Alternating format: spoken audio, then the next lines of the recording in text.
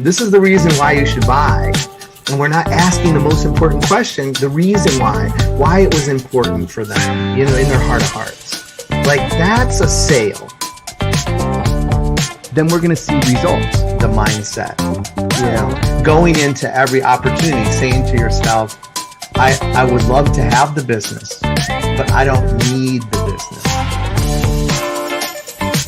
When they talk about building their organization just through referral, that means they're missing it.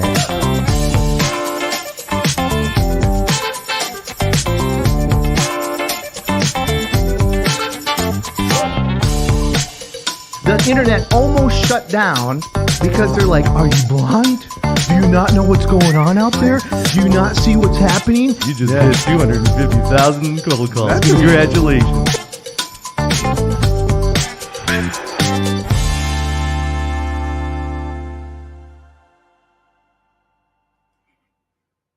I love it. Welcome to the Pipe Podcast. I'm your host, Cruz from Sales Arbiter. I have Beate Chelette with us today. I'm so very excited to have you on the show and on the podcast. We're going to be talking about, of course, the pipe, and we talk about sales process, sales initiatives, sales prospecting, and sales experiences. And how that relates to you and your organization. And Beate, I would just love to just kind of jump right into it, if you're okay with that.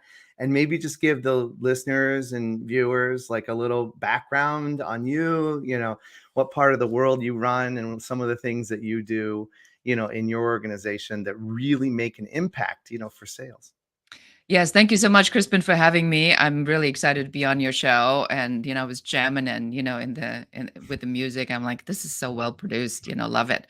So my name is Beate Chelette. I'm known as the growth architect, and what that means is that I'm a business strategist who works with visionaries and thought leaders and helps them to grow their authority and scale their impact. We are an impact-driven company. We are in Los Angeles.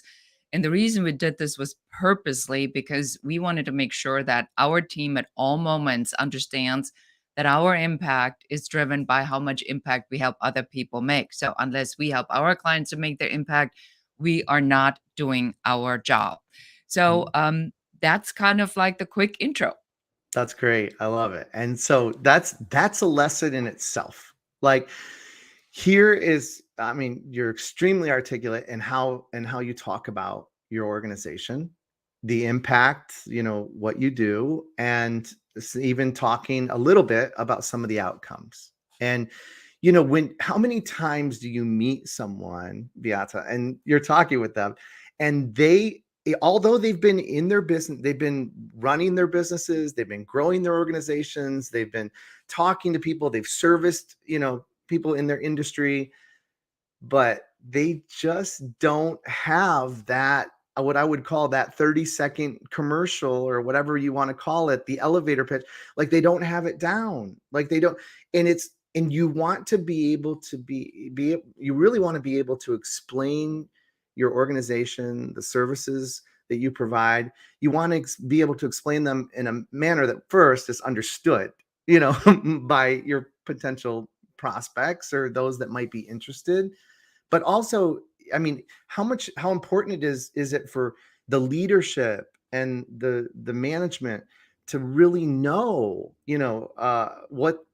what you do, like how you can make a, successful or successful impact on the businesses that you serve. How important is that? Well, I think you kicked off with like the number one most important question, and the one that I address the most often.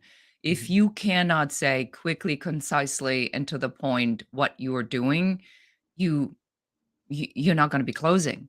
Because if you are putting the exploration or the discovery on your potential client, they don't have time for that.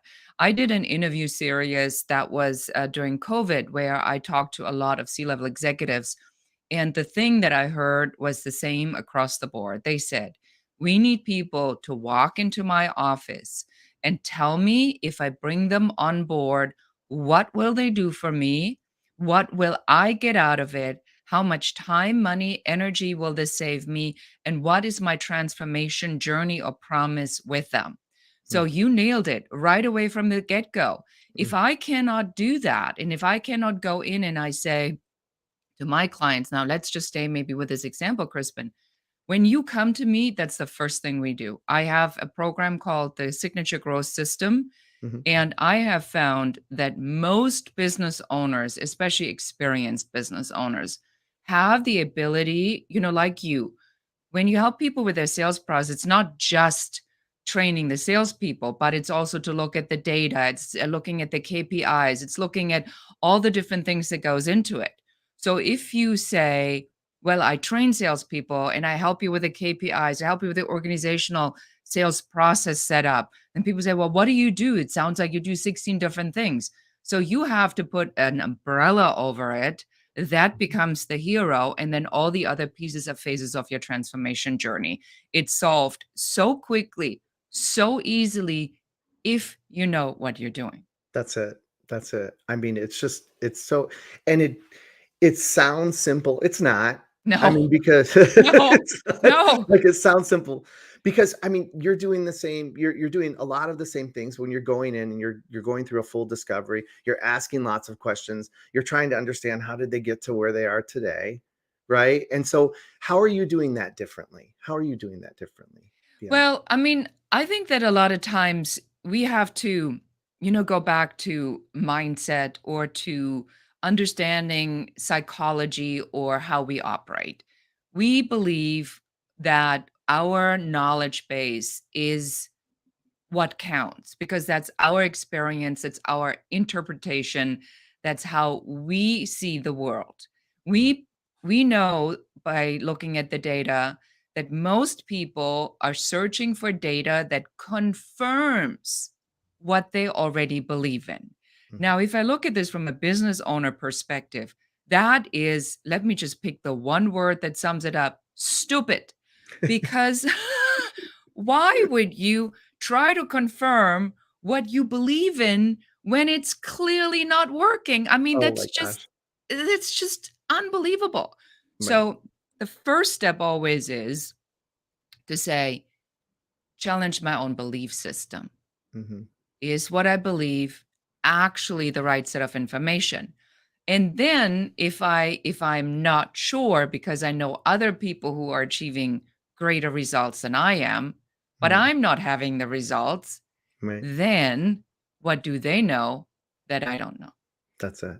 That's it. You're so right. And I say it's taboo when you walk into a client's office or a potential prospect's office, and then you start asking questions, and you're going through, and you're really trying to understand. Okay, what's a compelling reason for us to even get together today, right?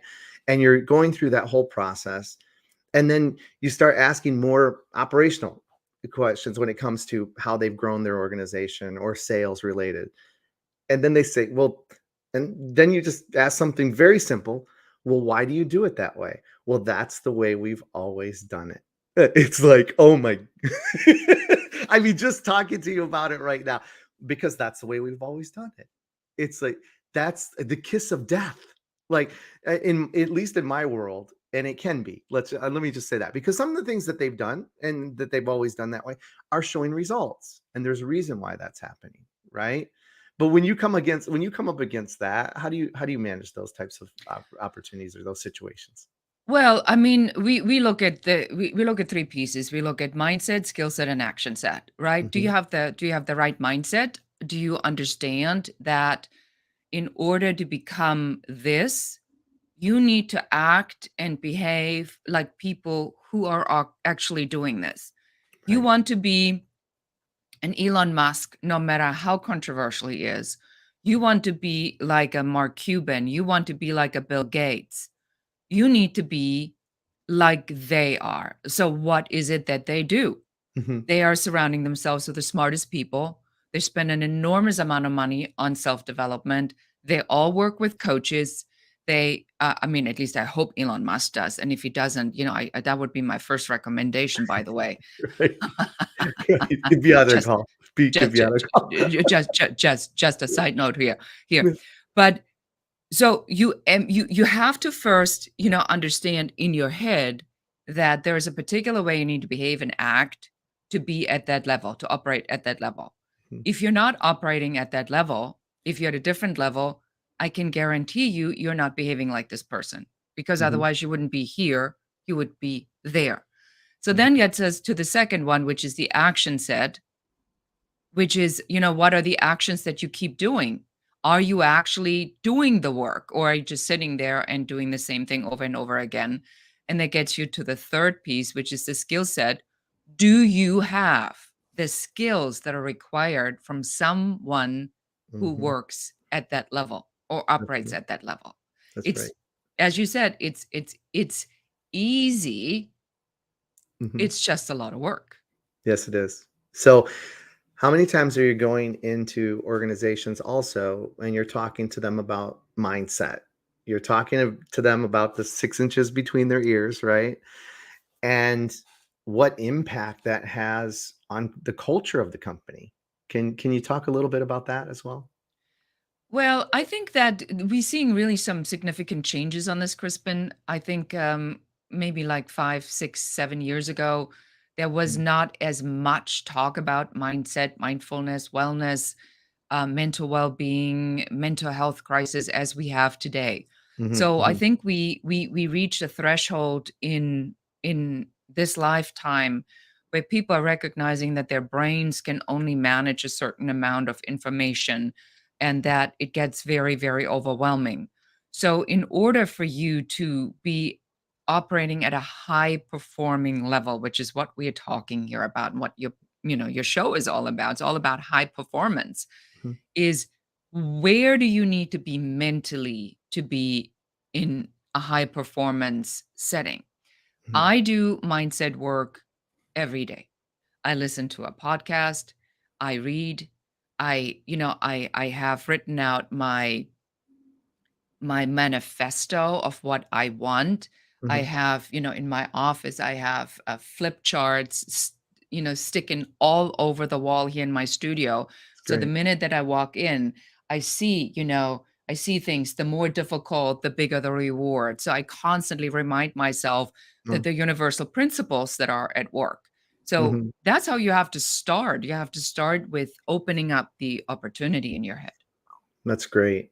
That's great. And so let's shift gears for a second, and I'd love to talk about some of the unique challenges that you've maybe faced, by being a woman in this industry, in this world, and how you've been so successful at growing your organization. And I just think that there's a place for that. And I would love to have you share some of those experiences, or just, some of that information with the listening and viewing audience as well. Yeah, I'd love to, of course. So I'm your everyday, German girl from Bavaria with lederhosen and the whole 9 yards. And Right. I figured that Germany was just not my country. I always felt that I needed to be somewhere else. And there are markers in my life where I could tell very early on that my brain just works a little bit differently. And so in Germany, we take aptitude tests when we are leaving school. And I was taking this aptitude test, and over 16 pages asking me all these kinds of questions on how I, what I like to do. Do I like being outside? Do I mind carrying heavy weights? Am I afraid of heights? And I'm like, no, I love being outside, strong, can carry stuff. No, I'm not afraid of heights. And then the aptitude test told me that I should have been a roofer. Not that I think that roofing is a bad profession, it just wasn't exactly it really wasn't exactly my dream job. And Right, so right. when I told her, I said, "So, well, that's really not appropriate." And I said, "Can it be a jewelry designer, a textile designer, a photographer?" And she goes like, "No, no, no, no, no, too many applicants, not enough jobs. Why don't you want to be a secretary?" I said, "Secretary? I want to be the boss." Oh my god, So I love it. so early on, I recognized there was something that wasn't working for me. Furthermore, then there's this moment I became a photographer anyway, and there's this moment where I'm in on top of a glacier in Switzerland, Mm, and it was my job to bring a car on the bottom of a helicopter in a big net all the way up to the top of the glacier for a shoot. Mm. And I remember this moment when you see this helicopter, the blades are coming, they're kind of like coming up over, Yeah, yeah. and you see it like kind of come up here, and I'm going like, I am outside, I'm schlepping, I'm not afraid of heights, I'm doing exactly what the aptitude test said I should be doing. It just was a completely different interpretation. Oh my goodness. That So, is incredible. so the lesson, Crispin, then is if I can answer the questions properly, but the interpretation of the world of what I'm capable of is off, then it must be on me to make these interpretations. So I immigrated to the United States. I had become a photographer, then a photo editor at Elle magazine. Mm. And then I was laid off because of a recession. I had a baby. And so next thing I know, I'm going through a divorce with a 6 months old in a massive recession, having to figure out how to run my own business. And then the decade of bad luck starts. Wow. Wow. And you came through. I did, You through came through fires, it. floods, riots, earthquakes, September 11th, the lawsuit, a tsunami that where one of my key vendors vanished.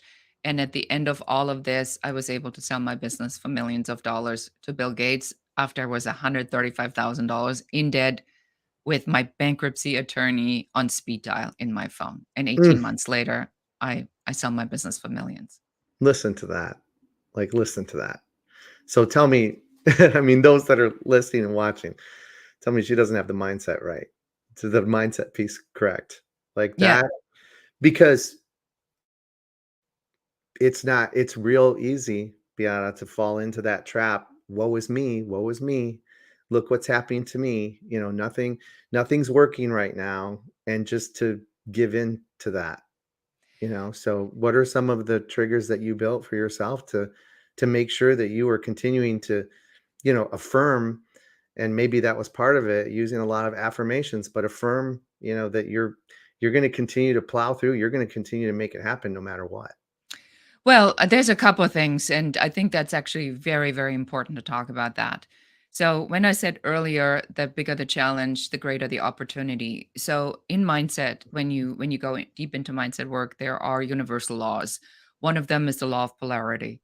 The law of polarity says that if it exists on this level, if white exists, black must exist, because you cannot compare both.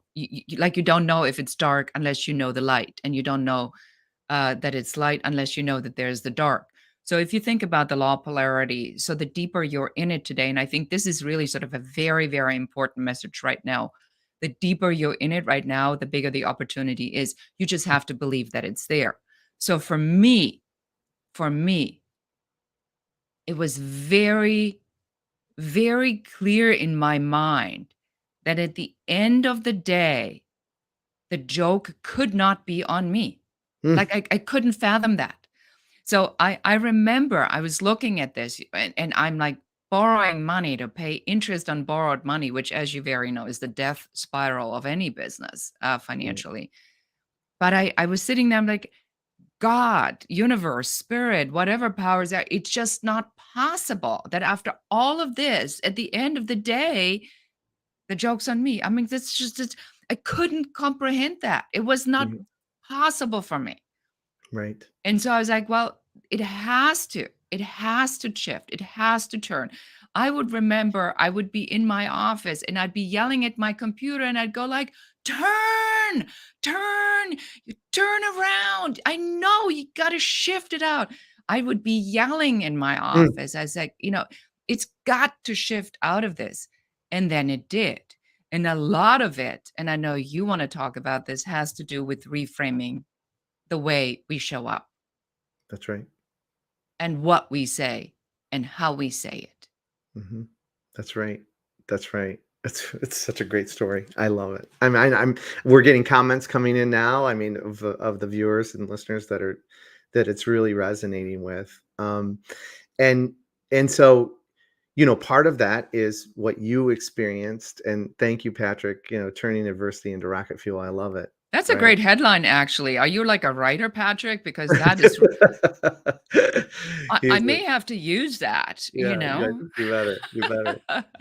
Um, and that's it. And you all along, you had to, you're a bit in protect mode as well, protecting, your name, your branding, the branding of who you are. Beate is crucial. Like, and I think you talk about some of these things, like and you have, and you have talked about these things in your website and with other organizations as well. Can we talk about that? Like why personal branding is so important, so crucial, for sales professionals as well. 100%. So I talk a lot about growing your authority. And growing your authority means that you have to get very clear on who you are and how you show up in the world. Hmm. So I'll give you an example. Because I have a German accent. Now, I don't speak like Arnold, yeah? So it's not that bad, but you can hear that I have an accent. There's a common conception that people from Germany are very organized, that Hmm. they like engineering things. So why not make that part of my brand? Now, that is natural to me. I am very organized and structured, and I like strategies and processes and systems. But because I have this, I have put this in my brand, and my brand is the growth architect. Hmm. The reason it is a word or it's a description is because it is congruent with who I am, how I show up, and how I talk. I'm a lot about no BS, straight up, to the point, making things happen, and telling people the shortcuts. Hmm. So, when I go into with a client, I say we have two options here. I can go gestalt. I can help you to figure it out on your own by asking the right questions. But if I would happen to know the answer, would you like me to give it to you? Hmm. And then you determine on whether or not that's right for you. So that's part of my brand. So now let's talk about your audience. The whole point of having a brand is that people can recognize, when do I need to bring someone in like that? So Hmm. if you want someone who is a fuzzy coach, who makes you feel good because you're going through adversity and you want to be uplifted and you don't want to be judged, I am not your coach. I'm going Hmm. to call you on it. So Hmm. you come to me, and that needs to be clear in my branding, that when you want stuff to get done and you want to be challenged and you tried everything else and you now need an actual strategy, and you're done with pussyfooting around the whole issues and you're ready to go, and do the work, that's when you come to me. And then we'll make the strategy, we create the systems, the workflows, we give you the plan, and it's go time. So for a sales professional, which we really all are sales professionals, is how do you want to show up to your clients? Do you want to be, I had a guest on my podcast, Alex Brookman. He calls himself a thought partner, which I thought was an Hmm. interesting way. I Hmm. have people that call themselves trusted advisors. Right. So how do you position yourself toward your clients, that they know when is it appropriate to bring you in? Hmm. And that is the part of the authority and the personal branding, is you have to stop being afraid of repelling people. You Hmm. have to focus on attracting the right people. And I think that, Crispin, you tell me if I'm wrong, is the hardest part for most people. No, it is. It is. It's that part. And then also knowing the person that you're engaging with. Mhm. Like, you know, part of our program is heavily, heavily defined in the DISC strategy, DISC. And so it's really trying to understand, what's the behavior type of your prospect? What's the behavior type of your client? What are the behavior types of those individuals within the organization?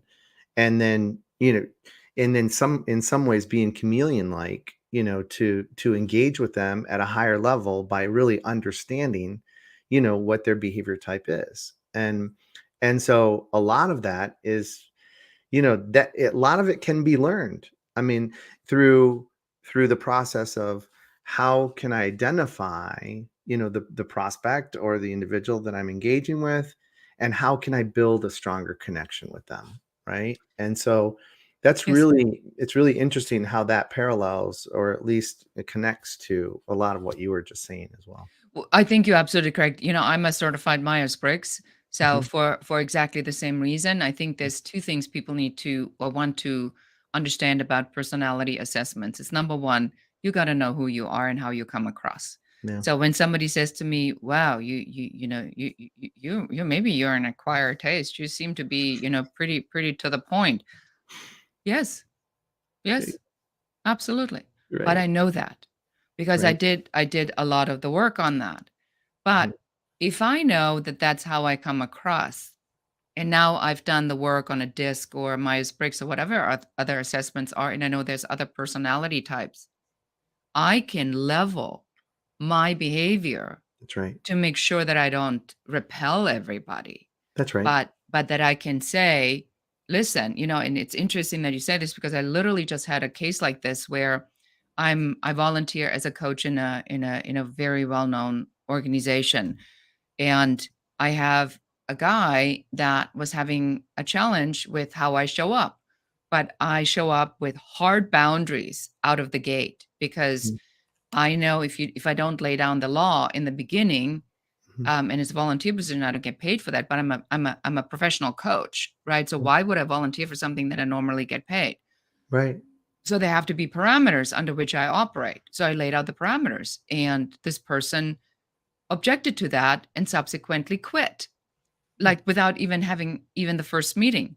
And so I thought about this and I responded and I said, look, this is designed. This is by design because you need to get clear on why you want to do this in the first place. Mm. If the first hurdle makes you quit, what's that say? Yeah. Yeah. That is by design. And so I said, I don't take this personal. I said, it is designed to push you. It is designed to challenge you. It is Mm. designed to make you go, well, but don't I deserve all this special treatment? No, Yeah. no, Right. not in this particular setting. You Right. earn that right. So we'll see what this person is going to end up doing. But I think that, if we talk about sales, that is, as we all know, the number one most important question. Why do you want this? Yeah. Why does it matter? That's Because right. if it doesn't matter, if it's nice to have, but there is nothing that moves the needle, it isn't. There's no urgency behind it. We don't need to sell anything because they're Yeah. not ready for it. That's exactly right. That's exactly right. And in my world, it's this it's the same type of conversation. I just do it in a little different way. I mean, you know, if you can't handle it in these four walls of the training room, how are you gonna handle it out there? I mean, that's a killer, killer be killed, environment out there. I mean, if you can't handle it here, how are you going to handle it with a prospect? How are you going to handle those objections? How are you going to handle, you know, engaging with people that may or may not, have a compelling reason to buy? How are you going to just continue to kowtow and let them and chase them and do all of those things that just simply waste our most valuable asset, which is time? Like, Oh, is that what you're going? Because if that's where you're at, this is not the right place for you. Like, and no, I've and said and this. what coach, to your point, Crispin, what coach goes, "Oh, I'm sorry I hurt your feelings." What No, good coach does that? The coach no, says, "You got hurt? Get up."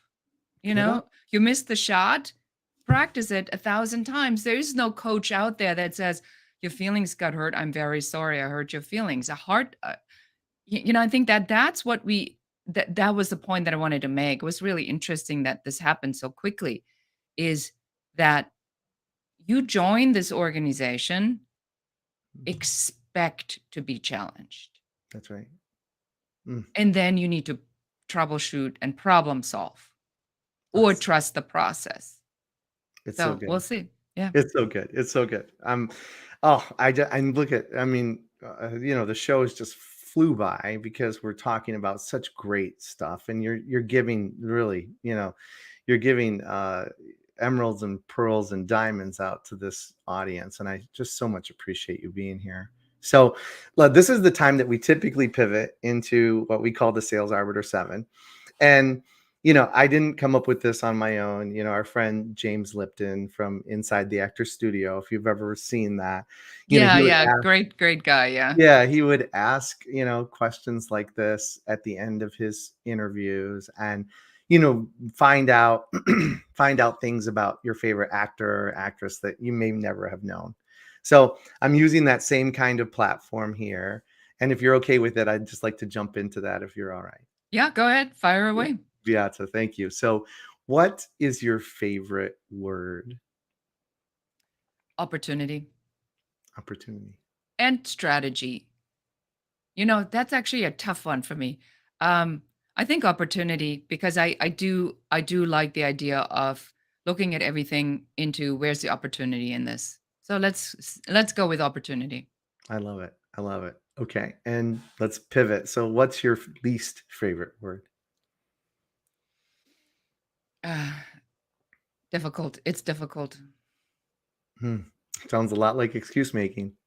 Well, yeah, because I think that here's I read this not the book, but I watched the movie, which is absolutely horrible, but the message is really good, and it's called The Art of Not Giving a Bleep, right? Mhm. And and he has such an interesting, very simple concept. He says, if we knew, hypothetically speaking, that the outcome is guaranteed, we die, then how would you reverse engineer your life so that you arrive at the exit point feeling okay about what you've done? Hmm. And it just completely changed everything for me. So when I see people that are making all these excuses, I'm like, that's the path you want to go, to the exit route? Really? Right. Mm, mm. And and I hear it all the time. Like, and that's and it literally is almost something now that I'm so in tune with, and you probably are too, that all of a sudden you start counting them. Okay, that's an excuse, that's an excuse, that's an excuse, that's an excuse. Like, we start to we and I don't know if that's just the way that I've conditioned myself with those that, that I'm helping to mentor and coach and train just like you are. But it's interesting to see, like, or and hear, even my reaction to it, because I think we're cut from that same mold. I'm pretty much a no excuses kind of guy too. Even though I may, don't, and I say this often too, don't mistake my kindness for weakness, Oh right? my God. And let's face it, in sales, you gotta have to pick up the phone. You're Yeah, gonna have to have these conversations. that's right. And yes, text messaging and emailing is great. I and it's something that you have to get better at it every day, and you have to constantly challenge yourself.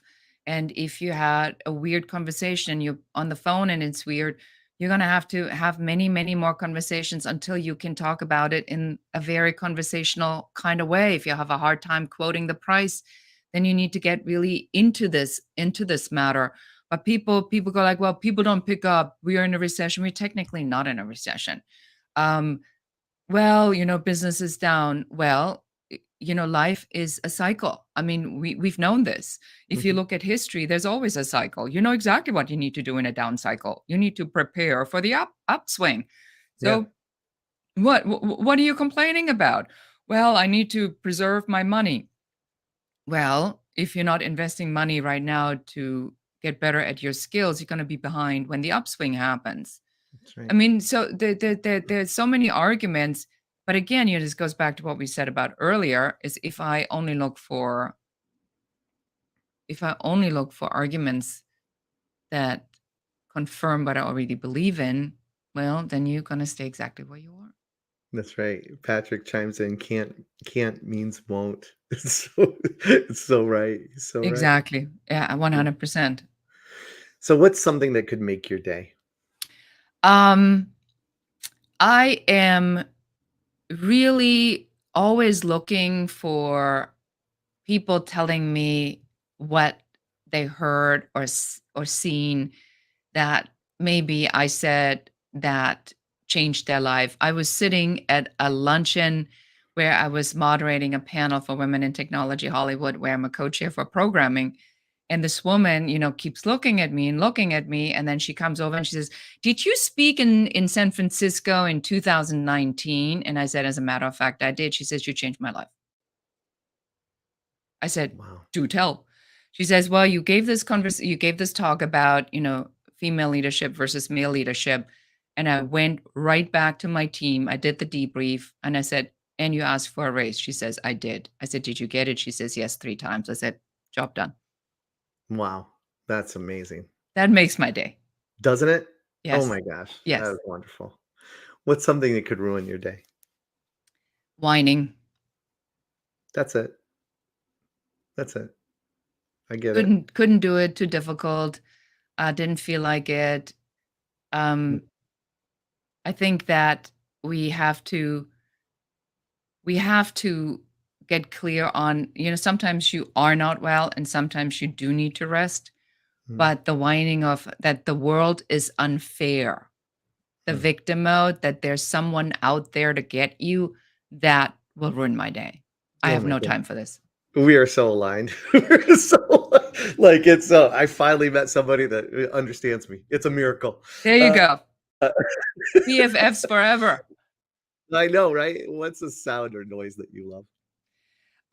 Waterfall. So Mm, Gary and I, my fiance, we go hiking just about every weekend. that's And great. so we go around the Santa Monica Mountains, and it's been raining so much, so all the waterfalls are running.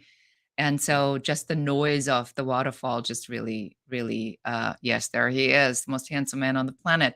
there we go. Um, the sound of the waterfall makes me very happy. That's great. That's great. And so pivoting off of that, what's a sound or noise that you hate? It's a really bad voice. I Mm, have a thing with voices. mm. So when I was dating, it's really bizarre, Crispin, and I'm okay if people judge me for this, but ever so often, someone has a really horrible voice. I'm going, there's not a chance in the world I want to listen to this. I Right. mean, there's just some voices that really don't resonate with, or I vibe with. Mhm. There's Yeah. some marketers out there, and I like literally cringe because the voice just sets me off. So I have a thing with voices. So a annoying voice would set me Mm. off. There you go. That's great. That's great. What profession other than your own would you have liked to attempt? I would have loved to be a world-renowned photographer Yeah. and been at the top of the game. Looking back and having seen what happened to photography, I now know why that ended up not being my path, because Mm. where would I be now? The whole Right. business imploded with the when digital came to market and Sure. really thinned out the field.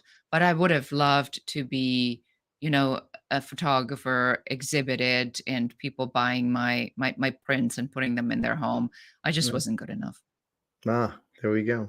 There we go. It's really like I said, I learned something new from every one of our guests. And although we do, as you can probably tell, we do our homework here, but I learned something new from every one of our guests when they come on. And I can't thank you enough, Beata. So just make sure people know, how can they find you? What's the best way for them to get in touch with you when they want to seek you out for services and to utilize your organization, to help them? Well, first of all, thank you so much for having me on your show, and for everybody listening and watching.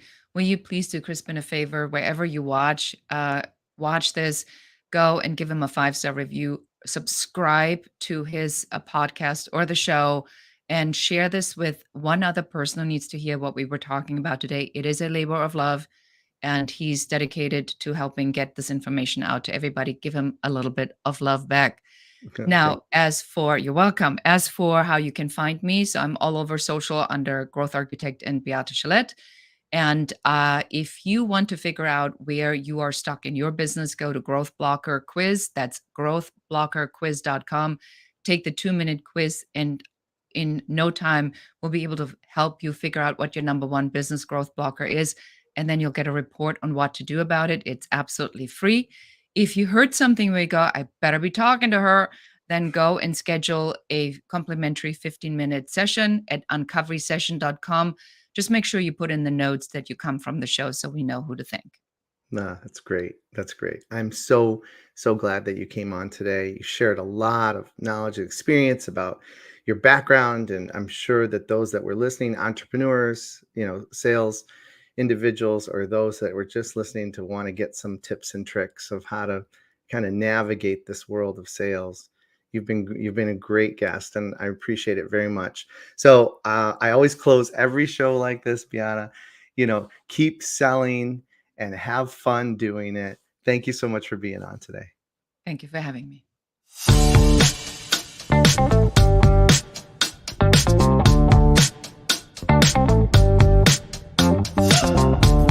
This is the reason why you should buy.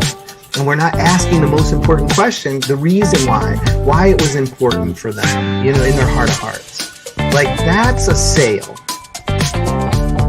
Then we're going to see results, the mindset. Going into every opportunity, saying to yourself, I would love to have the business, but I don't need the business.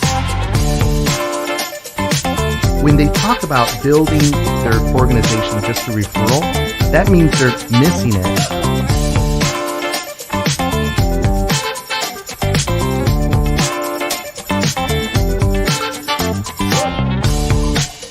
The internet almost shut down